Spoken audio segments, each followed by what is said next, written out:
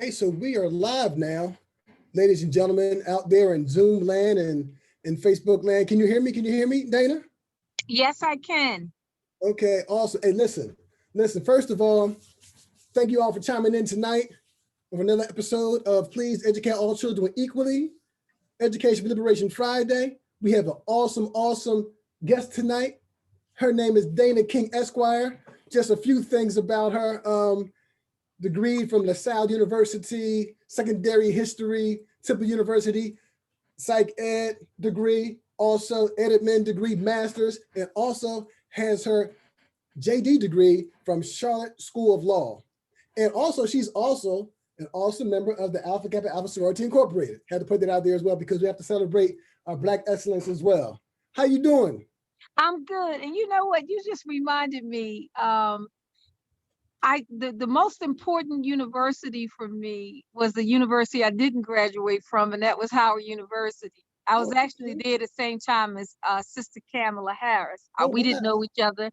I lived in the quad, Harriet Tubman dorm, room 313, but I came home because I was acting like a revolutionary instead of a student.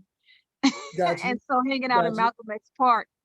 And so, that's always one of my regrets. So as I listened to you talk about where I became credentialed, I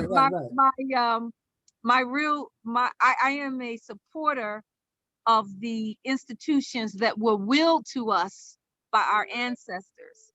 And so Howard University, Morgan State University, Cheney University, Tennessee State. So I got to tell you, I have not stopped pursuing the idea of completing some formal education from one of our own HBCUs. And so we'll come back to that when we talk about the definition of freedom. But thank you for inviting me.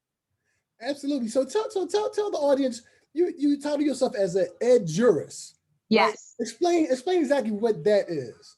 So an ed jurist is a person who has not only an interest in education and in law, but who also see both of those areas of study as a way to advocate, as tools for advocacy. Okay. And so I cannot claim that I made that up. When I was in law school, there was an organization formed by attorneys who were professors in education and people who supported school law, meaning they spent their careers advocating to overthrow some of the worst education laws that prevented equity. And so they had a newsletter that they called the Ed Jurist. And so the Ed Jurist, they actually defined it. And I was like, wow, that's powerful. And so from that point on, I said, okay, I'm an educator and an attorney, but I'm really an Ed Jurist because as Charles Hamilton Houston says, and this can go for either attorneys or educators, we can either be a social engineer or a parasite on society.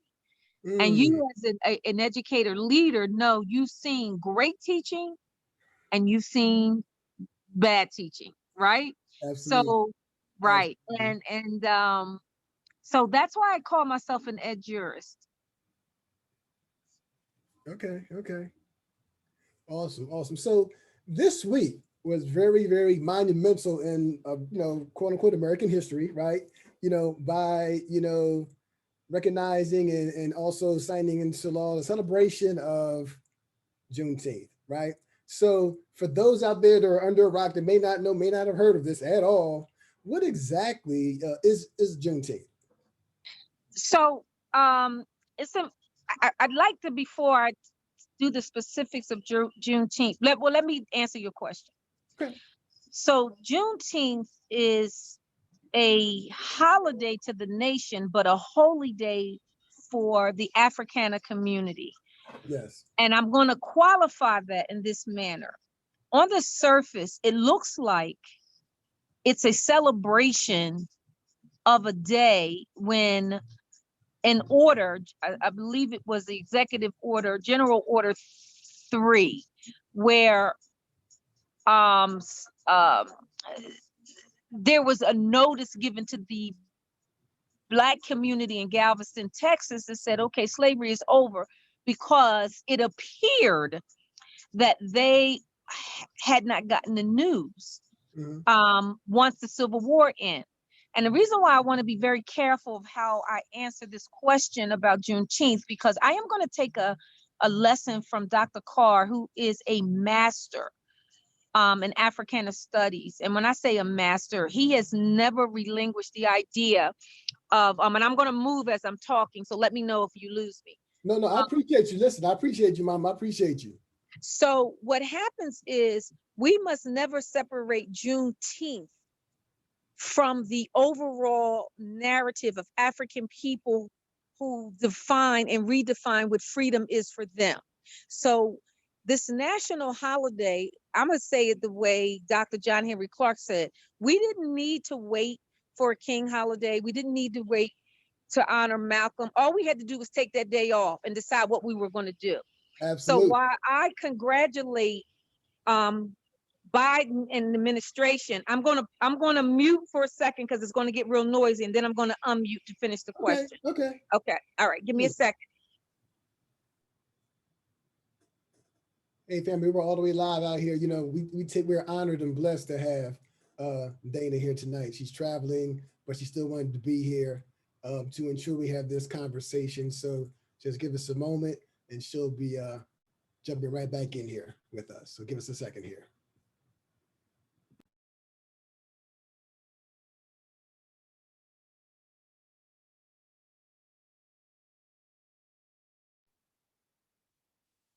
Yes, I can hear you. Yes. Okay.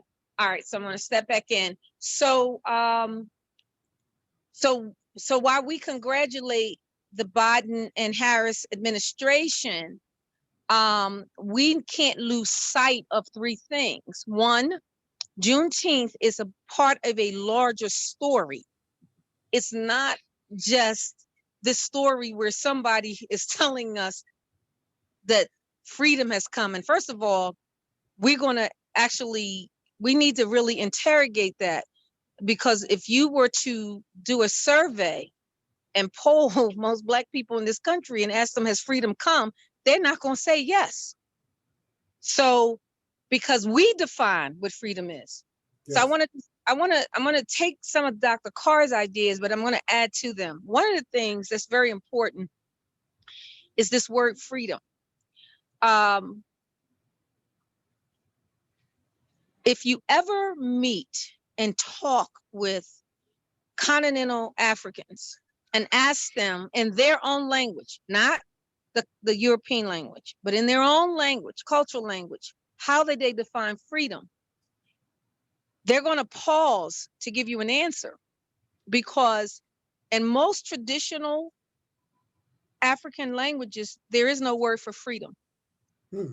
You don't need a word for freedom in a society where everybody's born free. So you only find the word freedom in societies where slavery is a part of the society. So the word as we know it, even in continental African languages, come to those languages after the encounter with Arabs and Europeans. Okay, I'm pausing again. Get ready to get in the car. Give me 30 seconds. I'm sorry. I appreciate you. Okay. Awesome. So what happens is, the word freedom, as we know it, doesn't enter, and even to our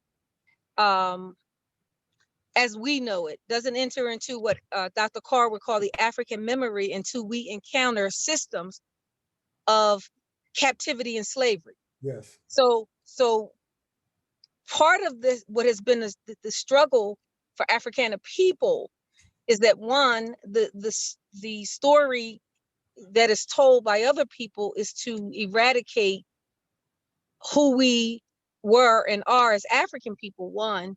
Two, to narrow the story to the experience of the 6% of our ancestors that came to the United States, as opposed to the 94% that were held in captivity in South America and the Caribbean. Why is that important? Because the big story, Juneteenth, is a part of a larger story of our understanding and defining of what freedom is. And so if we just allow people to tell the story as though there was an order that was created to remind the people in Galveston, Texas, that slavery had ended, you have just eliminated all of the ways that we not only imagined, but fought and obtained our freedom.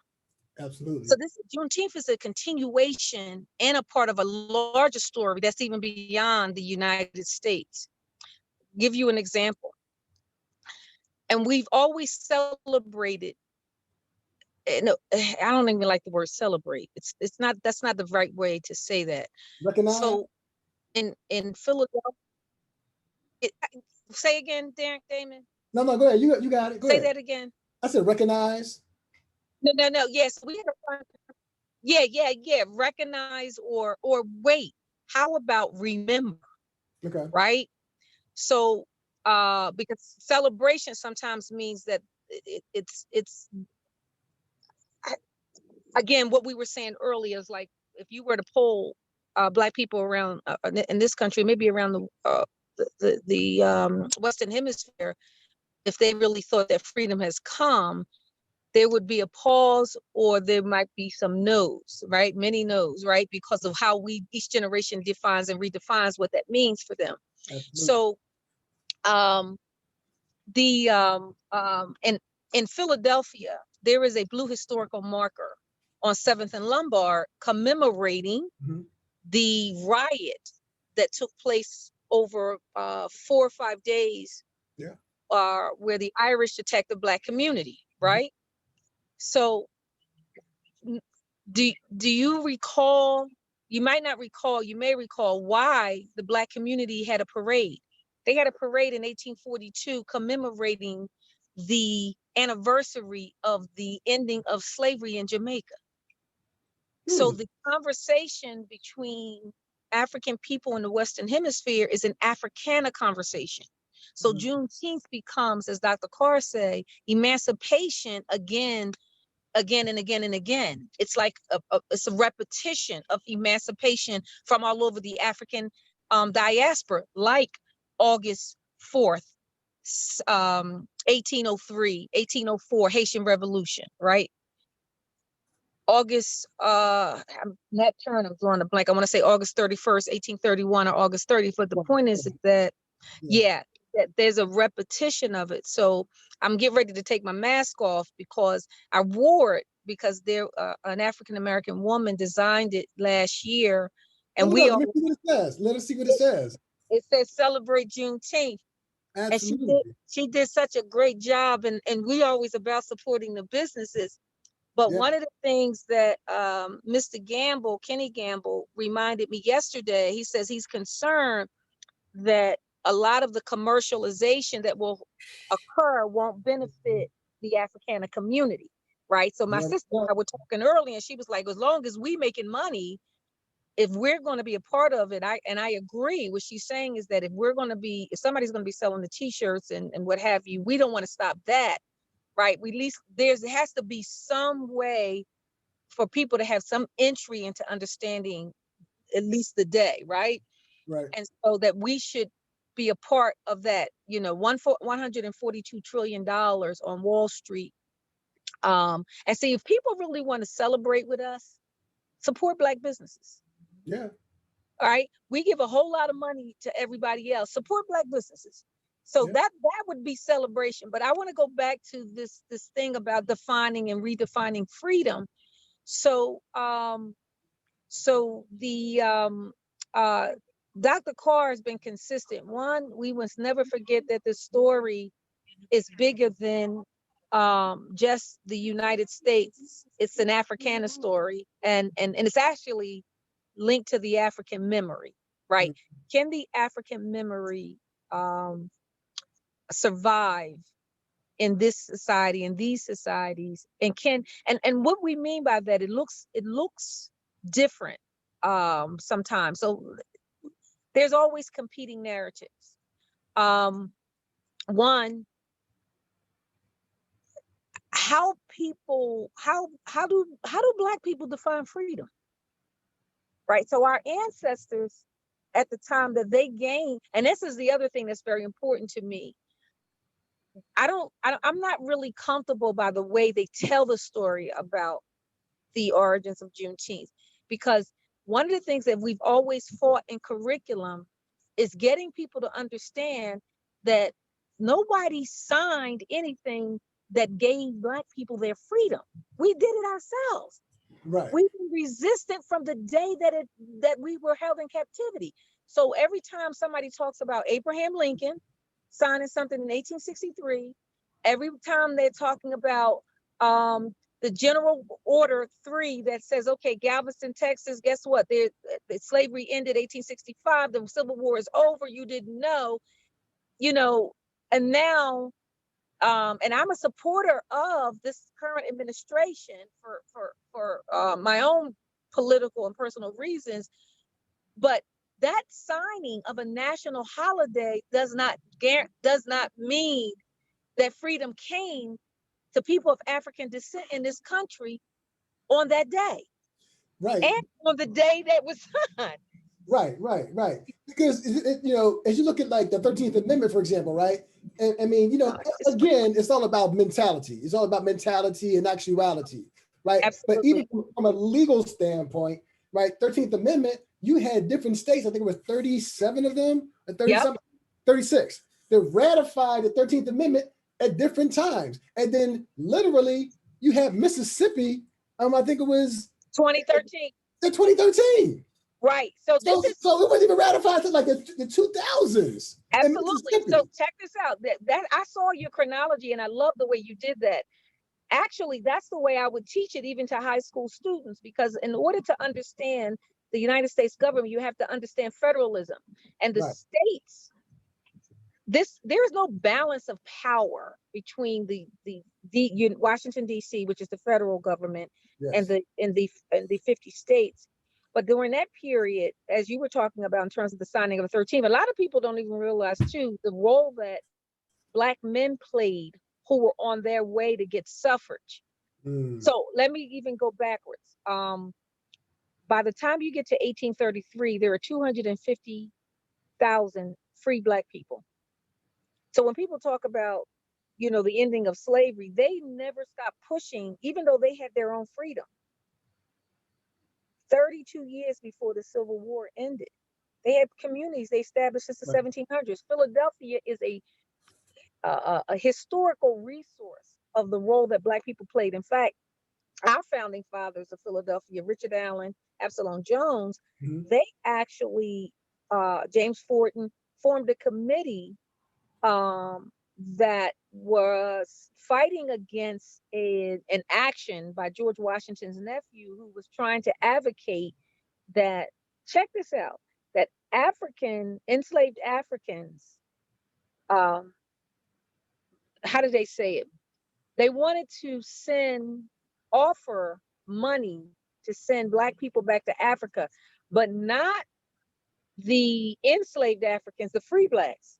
Because think about it. Who were the revolutionary thinkers for the colonies? The rich and the wealthy. George Washington, Thomas Jefferson, the Ben Franklins, right? Your revolutionary thinkers will always be your educated class. So they did not want the Richard Allens, the James Ford, and all of them to lead. Henry Highland Garnett, they didn't want them, right? They were the revolutionary thinkers because they got their freedom. They were still fighting for freedom for all the people. So I'm saying this to say that even the free Black communities still wanted to end the institution of slavery in this country and across the Western Hemisphere. So I'm just I guess at the end of the day, I think what we have to do as educators, and I say as jurists, is that one, we have to teach people that any violation of our rights is really a civil and human rights issue, right? So this is illegal. Like this is not just you bullying me. This is not just your, uh, im- instituting violence and using your badge or what have you.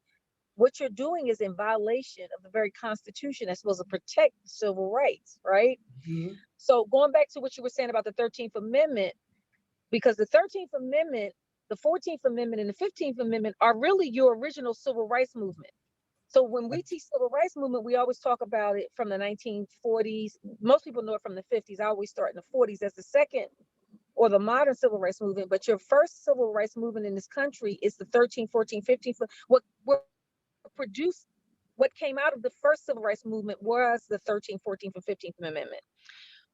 There were Black men that were instrumental in ensuring the language of those amendments, because they were being elected to these local offices, even Yeah. though they even weren't granted suffrage fully until the 1870.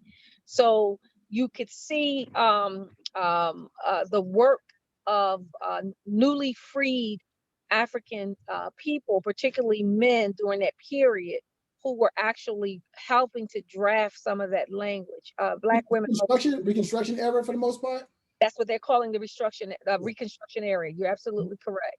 But see, the 13th Amendment, depending on the historian who's writing that the history of that amendment, um, the 13th Amendment is passed in 65, and it's only passed, like you said, because you had those 27 states that ratified it. Right. But the sometimes the historians will take it out of the Reconstruction amendments because they won't start Reconstruction until 65. So they'll say 14th and 15th, but we normally, as social studies teachers, we always said 13th, 14th, and 15th Amendment. Yeah. I know I used to always try to get my students teaching high school to read the clause that nobody would talk about, which basically said that you could be enslaved if for better. It doesn't say it literally, but the interpretation is that slavery ends unless you are convicted and punished for criminal act. Yes. Duly And convicted so of a that's crime. right. Yeah. Absolutely. Yeah. But the interesting thing about the 13th Amendment is that it is probably the strongest amendment that allows Congress and other agencies to criminalize and punish human traffickers. That is the only amendment that would actually get the kind of federal action against present day human trafficking. So it's amazing. It's just amazing what comes out of that. But I want to go back to the importance of Juneteenth. And I love the fact that it is before July 4th. So, Yeah. That's a so whole other conversation, but yes, yes. One of the things that Dr. Carr reminded us of is that, and this is about the kind of conversations that people of African descent have with each other, right? So you all celebrating 4th of July, but we already know that if you haven't, if independence and freedom hasn't come to everybody, that's really not that's not really that's not our day. absolutely. Frederick Douglass wrote the speech. Went to the slave 4th of July. Yeah, Yeah. yeah, the 4th of July. We Yeah. call it 4th of July. Yeah, 4th of July, right. Right. And so we never really embraced that day. Right. So this is what he means by the African memory. Right. Mm. So the African memory says that you all had an opportunity to end slavery in 1776. Right. When the Declaration of Independence was written. And they left out the clause that said, okay, the great King George, who was actually married to an African woman at the time, woman of African descent, you bought and enslave African people here, and yet you are now going to arm them to go against us. So that's not a Declaration of Independence, right? So they're saying to King George, you know, how dare you do this, blah, blah, blah, blah. So if they were really against King George and George enslaving African people, then the men that led the American Revolution will say we can end slavery right here now. But that would not have been economically feasible because they all definitely their wealth, right? all about that money, all about the money for sure. So All about that's the why money. we be careful about how we celebrate Juneteenth. One, it needs to be a part of the entire Africana story about the pursuit of freedom, which is a new phenomenon for African people who find themselves in the Western Hemisphere. So that's the first thing. And then when Juneteenth should not be separated from the entire story, right? So it's and meaning that also to the interpretation that somebody had to tell us that freedom came. No. The idea, the pursuit, whether we did it through any form of resistance, rebellion, revolution, it was always in the forefront of our mind. So you symbolically saying slavery has ended doesn't mean anything when we go to move west after the so-called legalized slavery ends and you burn down our communities. Yeah. So Tulsa, many Oklahoma is what that's one example. That's one and example. that didn't happen. So I would just say this. You asked about curriculum. That was my next question, the curriculum. So with the systemic omission, with the systemic omission of our history, our story within these curriculums. And first of all, shout out to you. Remember, I think when I first met you back in the 90s, I was teaching elementary school and you did you're doing professional development. I was like, whoa, like, why are we not doing this? Like, I would have the mindset, I'm doing it in my classroom, and my one little classroom, had to look around, make sure nobody was trying to come in and get me and whatnot, but I was dropping the science on the kids. But like, when I go into your PD, I'm like, well, why are we not doing this around the entire city?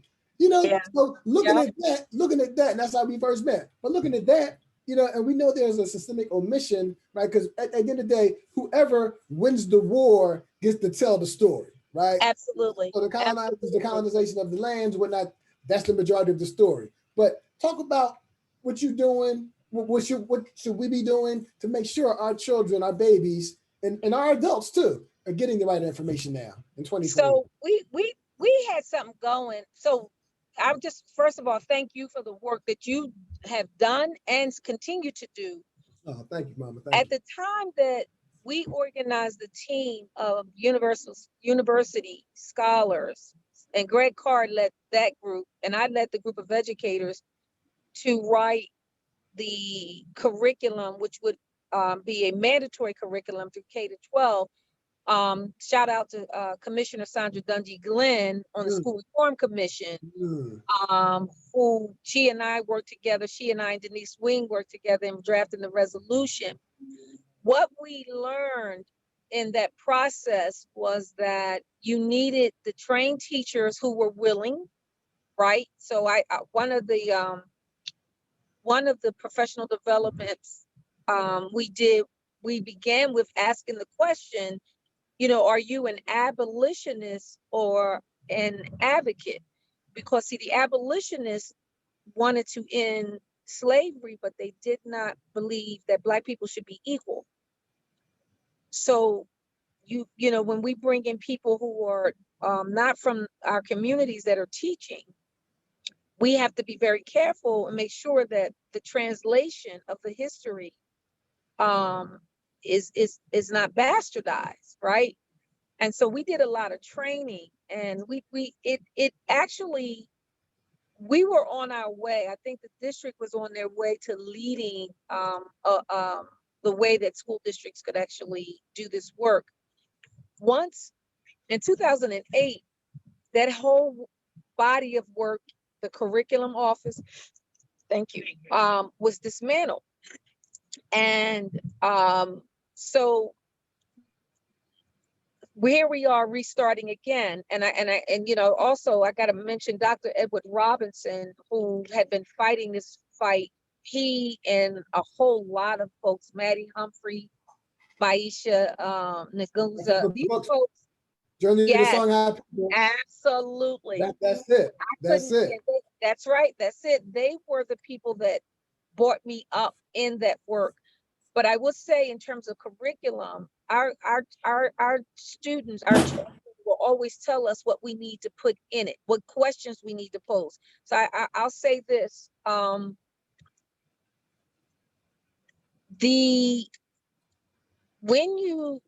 want you to imagine this. We started this conversation about what's the history around Juneteenth, celebrating on June 19th, where the citizens, new citizens of African descent, learned that slavery is ended. So therefore, because the Civil War was won ideally by the North. A funny story is, I'll digress for a second. A few years back, there was a conversation with the journalists by some of the people who we would now call members of the Donald Trump camp around the story of the Confederate flag. And the reporter asked this man, they said, well, didn't the North win the Civil War? He said, that was halftime. So, Right? so now this is 10 years before Trump. So, so now this is why it's very important. I need you to understand, if I'm a student sitting in a classroom and we're teaching, history the way that it is taught normally. You got African people coming over, and they have been enslaved, and now slavery has ended, and now you got the civil rights movement. Oh, by the way, there was a group of people that didn't know that slavery ended. So this holiday in June is called Juneteenth. Well, if you're telling a story that way, and then you skip to the civil rights movement, our children will not know that we have been continually fighting what goes along with freedom, right? Yeah. The ability to express our humanity without being lynched, not to live in communities that we control, not having to, Black codes, Jim Crow, redlining, red summer, all these other things that still went on, voter suppression that still goes on today. Absolutely. So now I'm a student. Now, if I'm really paying attention, I will pose this question. So in 2013, I had a 10th grader pose this very question to me, and I never forgot it, because he got it. He said, Miss King, all right, we hear you telling me that this happened, Rosewood, Tulsa. I'm now going into some of the other incidents. He says, how do we know we've reached a place of freedom? So to me, when we look at how we celebrate or commemorate Juneteenth, we need to be able to answer that question. What does freedom look like? Absolutely. So, how does celebrating Juneteenth advance Black liberation in 2021, right? Because there's still, we're still stuck, a lot of us, and it's a mindset, but in your opinion, whatever you can share. Okay, I'm getting out the car, so I will ask that question, answer that question in about 3 seconds. Okay, I got you.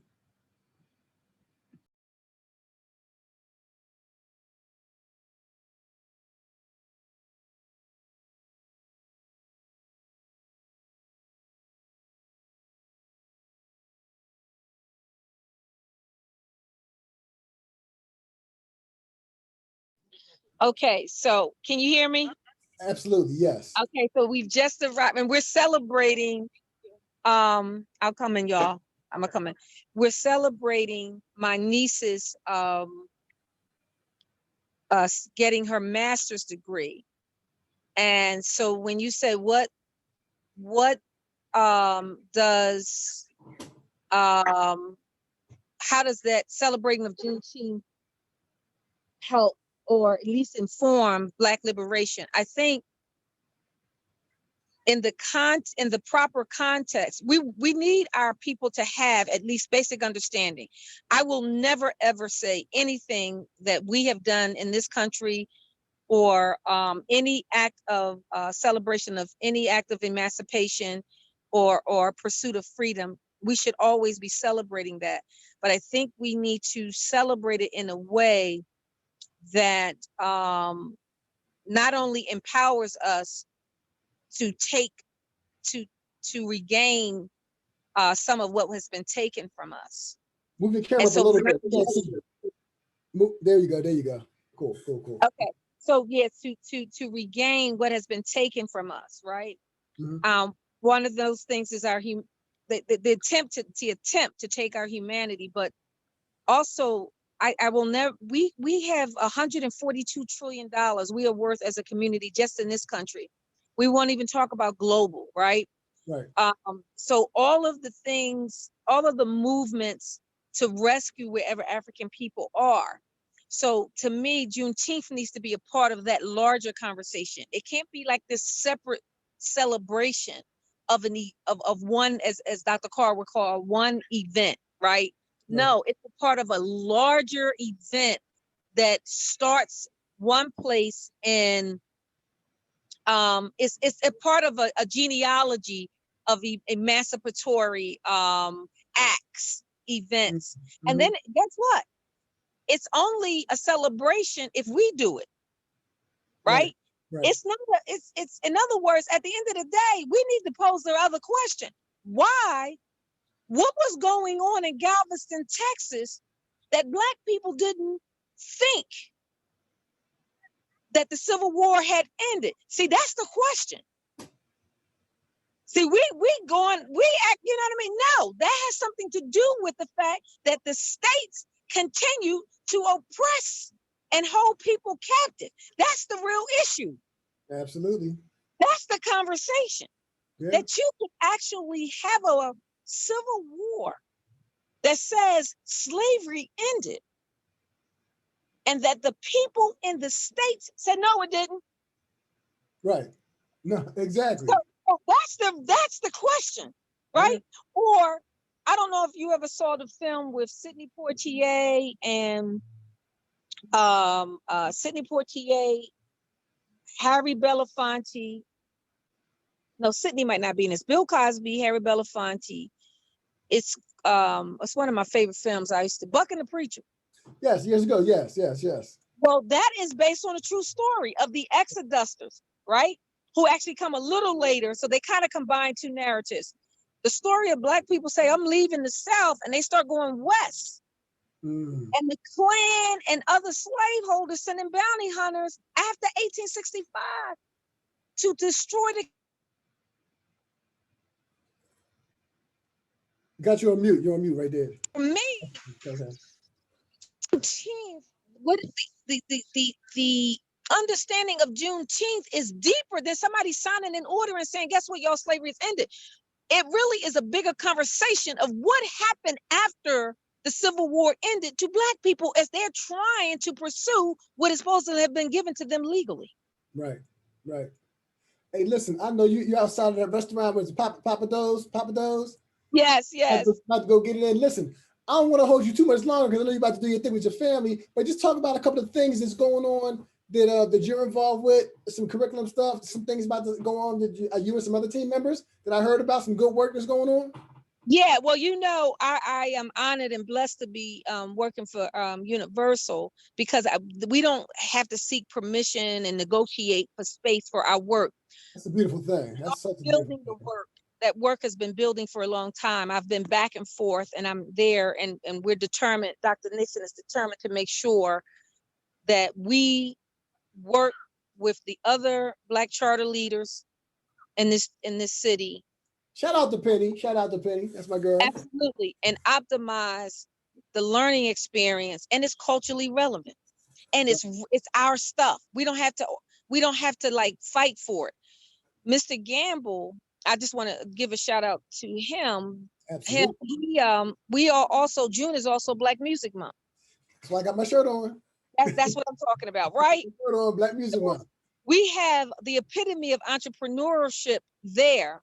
Absolutely. And so that's actually a part of our mission, because I think that we should never separate the economics from the politics. And so in terms of curriculum, so that's one thing. I'm working with Dr. Nixon to ensure she is committed to make sure that our families, our children, are getting the best education they can, because people everybody talk about the charter schools aren't performing, and everybody knows my position.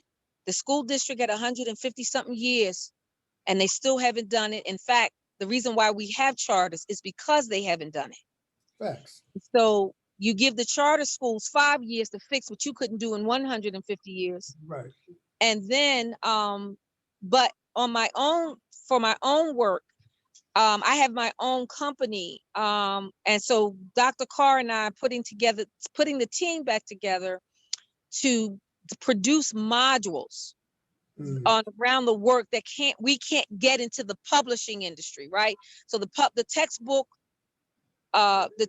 publishing industry will give Frederick Douglass a paragraph. They'll give Harriet Tubman maybe 2 pages.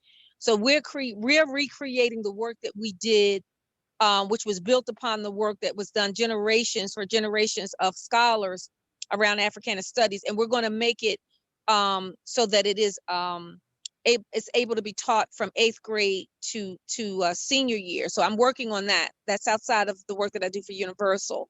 Okay. But also supporting the work that Ishmael is doing in the school district, because we want to make sure that the school district knows, first of all, he's the best person to lead the work, because the school district is about to revitalize the work. And they are serious. They appear to be serious. He's going to get the support from the people he worked for downtown. And now that the work has taken on a new language, because our young people have added in a new Black Lives Matter movement, right? We already know there was always a Black Lives Matter movement, but they've given it a language, right? They've given new language to it, right? And so what do we put in the curriculum that empowers them to really take action? Dr. Aisha Imani says, it's not just about learning this. How does it inform your social action?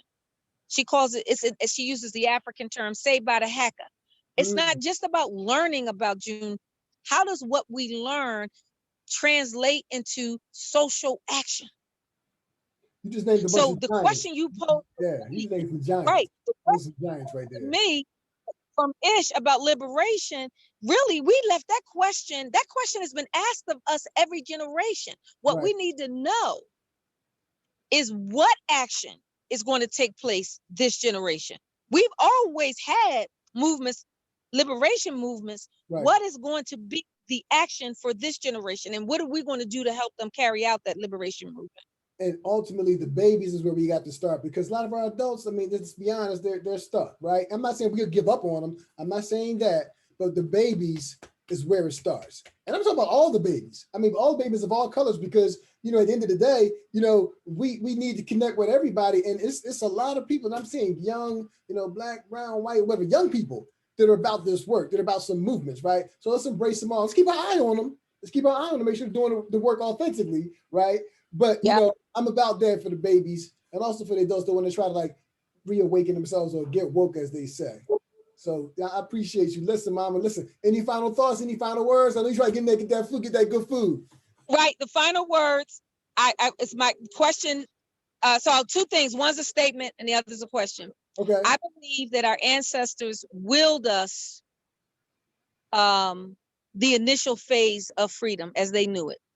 So we redefine it each generation, and sometimes it looks the same, but with a different name. And we have to be able to figure out how to teach our children that they've been willed this work. But they also institutionalized how we could do it. Our Black religious or Black spiritual and religious organizations, however we want to define it, our HBCUs, and the Black press. Those three institutions were instrumental, I think, and continue to be instrumental in helping us continue this work. We just got to strengthen it. We have to strengthen those three things. So, but that's it. And of course, the question that my student posed in 2013, how do we know we've reached a place of freedom? Now, at the time, my answer to him is when we define our own destiny. Facts. That's the line I got from Earth, Wind, and Fire. I didn't make it. Hey, listen. Hey, Dana, I appreciate you. Enjoy your family. Tell them I said congratulations. I appreciate you checking in from the A. You know what I mean? How that is and whatnot. And I'm definitely, I'll be in contact soon so we can have some further conversations. And I'll be a part of that work too. So I got some things going on as well. I'm going to hit you up with that. All right? Thank you. Love you much. Love you so much, baby. All right. Be safe out there. Hey, people, you just got a bunch of stuff right there. Quick, but concise. You know, from one of the giants in this work from the Philadelphia area. So this, for those who couldn't make it tonight, obviously I'll save this and I'll share it again tomorrow. And thank you for you know, coming in tonight. But again, we don't have to wait for Juneteenth to celebrate our heritage and our culture. You can celebrate who you are, what you are, every single day. Again, my name is Damon Warren. I'm the founder of Peace. Please educate all children equally. Concluding Education for Liberation Friday. Peace. Happy Juneteenth.